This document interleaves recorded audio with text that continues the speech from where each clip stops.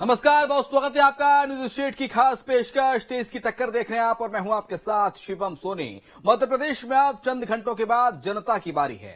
मतदान को लेकर तैयारी पूरी हो चुकी है, लेकिन उससे पहले आइए आपको वर्चुअल ग्राफिक्स के जरिए दिखाते हैं कि 2018 में किस दल की कहां पर क्या स्थिति थी। देखिए मेरे सहयोगी आदर्श तिवारी के साथ।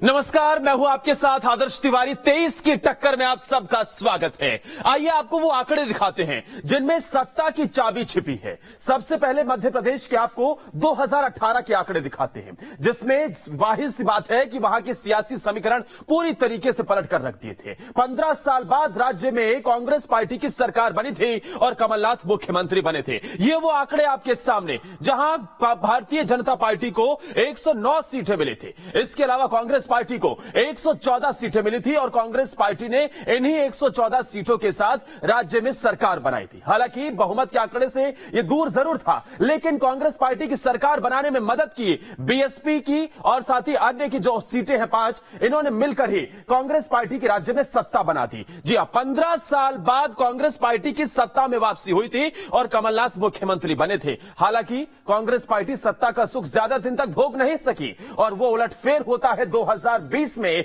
यानी कि 15 महीने बाद कांग्रेस पार्टी की सरकार गिर जाती है। तारीख थी 10 मार्च, जब ज्योतिरादित्य सिंधिया दिल्ली में मुलाकात करते हैं प्रधानमंत्री नरेंद्र मोदी से और गृह मंत्री अमित शाह से। इसके अगले ही दिन वो भारतीय जनता पार्टी में कांग्रेस पार्टी का दामन छोड़कर शामिल हो जाते हैं और यहीं से बड़ा उलटफेर हो जाता है। लेकिन आपको आगे बताते हैं कि सीटों की बात तो जरूर होती है, सीटों में यह अंतर जरूर दिखाई देता है, लेकिन वोट शेयर पर आप जाएंगे तो आपको कुछ और नजर आएगा, क्योंकि यही इस बार की चुनौती बीजेपी के सामने होगी। जो वोट शेयर 2018 में मिला था, उस वोट शेयर को और ज्यादा बेहतर करके कैसे उन्हें सीटों में बदला जा सके। इन 109 सीटों को कैसे बहुमत के आंकड़े के पार पहुंचाया जाए, 175 पार का जो नारा दिया जा रहा है उसे कैसे हासिल किया जाए, वो वोट शेयर के जरिए से ही आप समझेंगे कि किस तरीके से भारतीय जनता पार्टी और कांग्रेस में वोट शेयर के मामले में कितना अंतर था। सिर्फ और सिर्फ कुछ ही माइनर अंतर था। ये आपको वो ग्राफिक्स दिखाते हैं किसके खाते में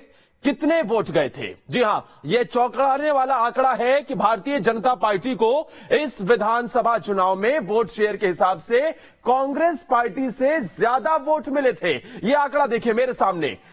बीजेपी को इस पूरे विधानसभा चुनाव में 41.02 वोट प्रतिशत मिला था, यानी कि वोट शेयर बीजेपी का ज्यादा था, लेकिन इसे सीटों में कन्वर्ट करने में कांग्रेस पार्टी सफल रही। 40.89 प्रतिशत वोट शेयर के साथ भी कांग्रेस पार्टी ने 114 सीटें हासिल की। वहीं बीएसपी को भी राज्य में 5.01 प्रतिशत वोट हासिल हुए थे। इसके अलावा अन्य के खाते में 13.08 प्रतिशत वोट शेयर गया था। वोट शेयर को सीटों में तब्दील करने की दिशा में बीजेपी ने लगातार बैठकें की, मंथन किया और इस 41.02 वोट प्रतिशत को कैसे बढ़ाया जाए और राज्य की सियासत में वापस से सरकार बनाई जाए मजबूती के साथ, यह बीजेपी का प्रयास जरूर है। लेकिन कांग्रेस पार्टी भी प्रयासरत है कि इस वोट शेयर को और बेहतर करके कैसे उस सभी चुनौतियों को खत्म किया जाए जो 2018 में थी। कांग्रेस पार्टी यह जरूर चाहेगी कि जो 40.89 प्रतिशत का यह वोट शेयर है, इसे और बेहतर किया जाए और उसे सीटों में भी ज्यादा तब्दील किया जाए,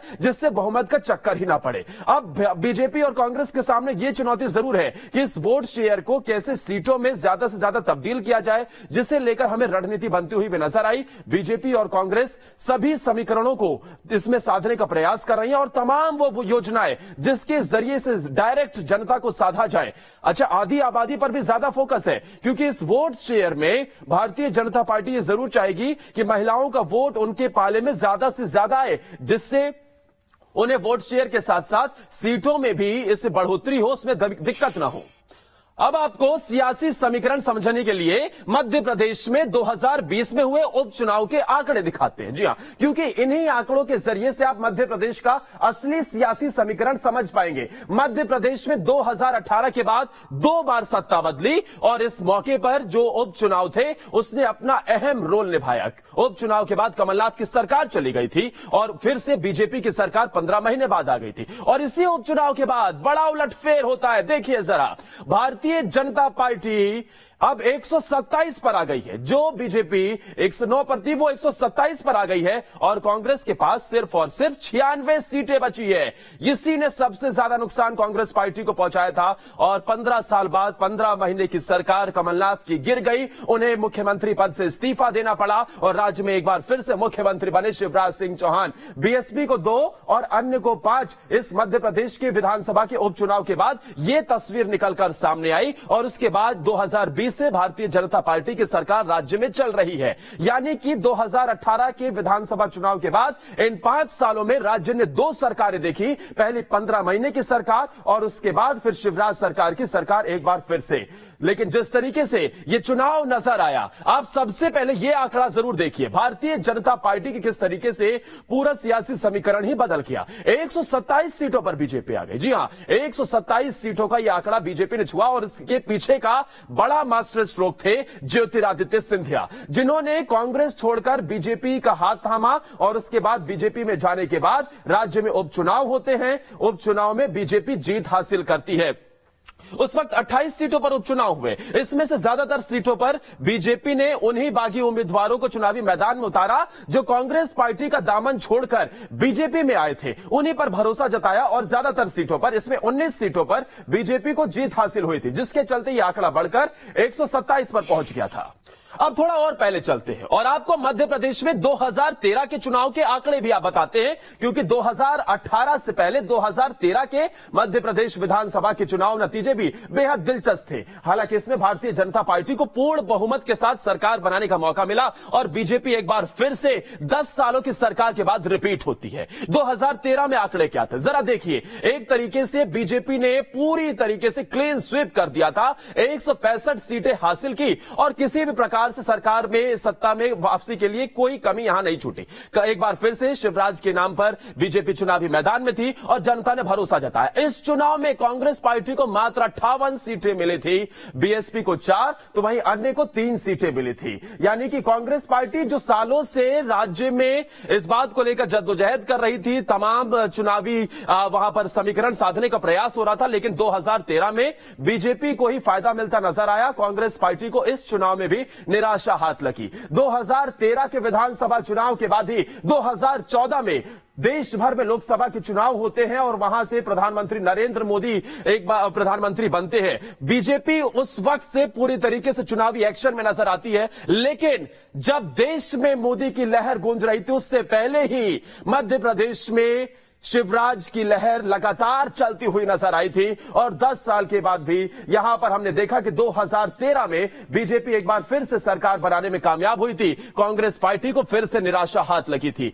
यह वो विधानसभा चुनाव है जिसको अब और बेहतर 2023 के विधानसभा चुनाव में बीजेपी करने का प्रयास कर रही है। तभी तो इस 165 को 175 के पार ले जाने का दावा किया जा रहा है। अब इसमें कितनी सफलता मिलेगी यह देखने वाली बात जरूर होगी, लेकिन 2013 कि ये आंकड़े जरूर बता रहे हैं कि किस तरीके से भारतीय जनता पार्टी मध्य प्रदेश में सबसे मजबूत नजर आई।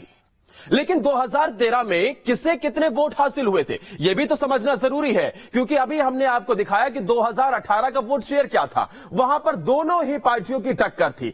भले ही सीटों में कांग्रेस पार्टी ज्यादा थी, लेकिन यहां पर बीजेपी को वोट प्रतिशत माइनस अंतर था, 41% से ज्यादा मिला था। अब क्या है 2013 का वोट प्रतिशत, इन्हें समझिए। भारतीय जनता पार्टी देखिए जरा, हम आपको ग्राफिक्स के जरिए से बता रहे हैं। भारतीय जनता पार्टी सबसे बड़ी पाई खाती नजर आई है, सबसे बड़ी पाई भारतीय जनता पार्टी खाती नजर आई है और इसमें 44% से ज्यादा वोट प्रतिशत हासिल हुआ है। लगभग 45% वोट शेयर बीजेपी के पाले में गया। अब यही वोट प्रतिशत सीटों में बदलता है तो बीजेपी को बड़ा फायदा मिलता है, जो कि इस विधानसभा चुनाव में देखने को मिला। 45% लगभग वोट शेयर मिला और 165 सीटें मिली। लेकिन कांग्रेस पार्टी देखिए, कांग्रेस पार्टी को मात्र 36.38% वोट शेयर मिला। हालांकि यह परसेंटेज भी कांग्रेस पार्टी के लिए बहुत बेहतर था, क्योंकि लगातार कांग्रेस पार्टी ने यहां से एक वो लहर शुरू कर दी कि अब सियासत में लगातार मध्य प्रदेश की कांग्रेस पार्टी दमखम के साथ चुनावी मैदान में है, लड़ती हुई दिखाई दे रही है। बीएसपी ने 2018 के विधानसभा चुनाव से पहले 2013 के विधानसभा चुनाव में वोट प्रतिशत के लिहाज से बेहतर परफॉर्मेंस दिया था। आप मेरे सामने देखिए, 6.29% वोट हासिल हुए थे और इस बड़ी सी पाई में एक छोटा सा हिस्सा आपको बीएसपी का भी नजर आता है। वहीं अन्य ने भी इस विधानसभा चुनाव में 2013 में कमाल दिखाया था और 12 50% से ज्यादा वोट शेयर हासिल किया था। इसी वोट शेयर को सीटों में तब्दील करने की दिशा में दोनों ही पार्टियां, मुख्य तौर पर कांग्रेस और बीजेपी का फोकस है कि कैसे इन्हीं वोट शेयर को ज्यादा से ज्यादा बढ़ाकर सीटों में तब्दील किया जाए। और इस बड़ी सी पाई को जरा देखिए, इस पाई को ज्यादा से ज्यादा कौन खाएगा, कौन इसमें ज्यादा से ज्यादा अपनी सीटों को बढ़ाएगा, वोट शेयर को बढ़ाएगा, वो फोकस सबसे ज्यादा नजर आता है। मध्य प्रदेश के विधानसभा चुनाव में महिलाओं से लेकर युवाओं से लेकर हर वर्ग को साधने का प्रयास होता है और खास तौर पर आदिवासी वर्ग जिसके साथ गया उसकी सरकार बनने में बेहद आसानी होती है। और ऐसे में भारतीय जनता पार्टी से लेकर कांग्रेस सभी का फोकस है कि कैसे हर वोटर को साधा जाए। बीजेपी के पाले में उस विधानसभा चुनाव में आदिवासी वोटरों ने बढ़ चढ़कर मतदान किया था, जिसका फायदा मिला था। अब बात संभाग की करते हैं। सबसे पहले बात ग्वालियर चंबल संभाग की। आपको बताते हैं कि 2018 में इस संभाग में किसे कितनी सीटें मिली थी, क्योंकि मध्य प्रदेश हो या छत्तीसगढ़, दोनों ही जगहों पर अलग अलग संभागों में जो जीत हासिल करता है उसकी सरकार बन जाती है। ग्वालियर चंबल संभाग सबसे महत्वपूर्ण यह संभाग, और इसमें कांग्रेस पार्टी को 2018 के विधानसभा चुनाव में 26 सीटें मिली थी। सबसे ऊंचा बढ़ता हुआ ग्राफ आपको कांग्रेस पार्टी का नजर आएगा, और यही ग्वालियर चंबल संभाग एक बड़ा उलटफेर करता हुआ नजर आया था। तमाम वो मुद्दे थे जो हावी होते हुए नजर आए, गन कल्चर से लेकर वहां की सियासत में ज्योतिरादित्य सिंधिया उस वक्त कांग्रेस पार्टी के साथ थे, और इसका सीधे तौर पर फायदा ग्वालियर चंबल संभाग में मिलता नजर आया, क्योंकि सिंधिया लगातार चुनावी मैदान में दमखम के साथ कांग्रेस पार्टी को जिताने के लिए मेहनत कर रहे थे, जिसका फायदा भी कांग्रेस को मिला था। लेकिन बीजेपी के खाते में ग्वालियर चंबल संभाग पूरी तरीके से निकल चुका था और सिर्फ 7 सीटें हासिल हुई। छोटा सा ग्राफ आप देखेंगे, ये रहा छोटा सा ग्राफ, और सिर्फ 7 सीटें कांग्रेस पार्टी के बीजेपी के हाथ, माफ कीजिएगा, यहां लगी। 26 सीटें कांग्रेस पार्टी को यहां मिली, तो अन्य को सिर्फ 1 सीट से ही संतोष करना पड़ा। ग्वालियर चंबल संभाग की ये 34 सीटें, जिसमें से कांग्रेस पार्टी को यहां पर 26 सीटें हासिल हुई। और अब बात करते हैं अगले संभाग की। अगला संभाग है मालवा निमाड़। कहते हैं जो मालवा निमाड़ जीता प्रदेश में उसकी सत्ता हो जाती है, क्योंकि यहां सबसे ज्यादा सीटें आती हैं। और मालवा निमाड़ में अगर बात करें कि 2018 में यहां किसे कितनी सीटें मिली थी, तो आइए अब आपको वो बताते हैं। मालवा निमाड़ संभाग में 66 कुल सीटें हैं, और इन 66 सीटों में देखिए जरा, ये दोनों देखिए, कांग्रेस और बीजेपी के बीच में, कांग्रेस और बीजेपी दोनों के बीच में ही काफी टफ फाइट होती हुई नजर आई थी। हालांकि यहां भी 2018 में कांग्रेस पार्टी जीत हासिल करती हुई नजर आई और 35 सीटें कांग्रेस पार्टी ने जीती। वहीं बीजेपी को 28 सीटें मिली, यानी कि यहां पर भी 7 सीटों का अंतर रह गया। अन्य को 3 सीटें मिली, तो मालवा निमाड़ संभाग 66 सीटों वाला सबसे बड़ा यह संभाग, यहां भी 2018 के विधानसभा चुनाव में कांग्रेस पार्टी को जीत हासिल हुई थी, और इसी के चलते राज्य में कांग्रेस पार्टी सत्ता में काबिज भी हुई। हालांकि पूर्ण बहुमत किसी के पास भी नहीं था, लेकिन कांग्रेस बहुमत के बेहद करीब थी, 114 सीटें थी, इसलिए सत्ता में आने में कोई दिक्कतों का सामना करना भी नहीं पड़ा। मालवा निमाड़ में 35 सीटें कांग्रेस, तो बीजेपी को 28 सीटें मिली। और अब बात करते हैं विंध्य संभाग की, वो संभाग जिस पर सबकी नजर टिकी रहती है। उत्तर प्रदेश से सटे हुए ज्यादातर जिले, लेकिन इस बात के आरोप अक्सर लगे रहते हैं कि राज्य की सरकार में विंध्य के नेताओं को उस तरीके से तवज्जो नहीं मिलती। बीच बीच में विंध्य को अलग प्रदेश बनाए जाने की मांग भी उठती है, लेकिन 2018 के सियासी समीकरण और यहां की सीटें क्या बताती हैं, किसके खाते में विंध्य संभाग की कितनी सीटें गई, जरा लाइए स्क्रीन पर और ग्राफिक्स के जरिए आप समझिए। ये देखिए जरा, जो 2018 के विधानसभा चुनाव में जो पार्टी यानी कांग्रेस पार्टी मालवा निमाड़ और ग्वालियर चंबल में बहुत आगे निकलती नजर आई, वो विंध्य में पूरी तरीके से पिछड़ जाती है। तभी आप देखेंगे कि 2018 के विधानसभा चुनाव के बाद कमलनाथ अलग अलग विंध्य संभाग के जिलों में पहुंचते हैं, वहां के जरिए से लोगों को साधने का प्रयास करते हैं, और साथ ही वहां की सियासत पर भी पूरी तरीके से नजर रखते हैं। प्रियंका से लेकर तमाम बड़े नेता पहुंचते हैं, रैलियां करते नजर आते हैं, कभी कोई चित्रकूट पहुंचता है, कभी कोई मैहर पहुंचकर मां शारदा के दर्शन करता है, और उसी के जरिए से विंध्य को साधने का प्रयास होता है। बीते दिनों भारतीय जनता पार्टी की मुश्किलें इस संभाग में इसलिए बढ़ गई थी क्योंकि एक बार फिर से विंध्य प्रदेश बनाए जाने की मांग उठने लगी, तो वहीं भारतीय जनता पार्टी ने रीवा से बीजेपी के विधायक उन्हें तुरंत ही मंत्री बना दिया, जिसके बाद डैमेज कंट्रोल करने का प्रयास हुआ। लेकिन यह बीजेपी के पक्ष में जाता हुआ अक्सर दिखाई देता है। बीजेपी को 30 सीटों में से 24 सीटें विंध्य संभाग में 2018 में हासिल हुई थी।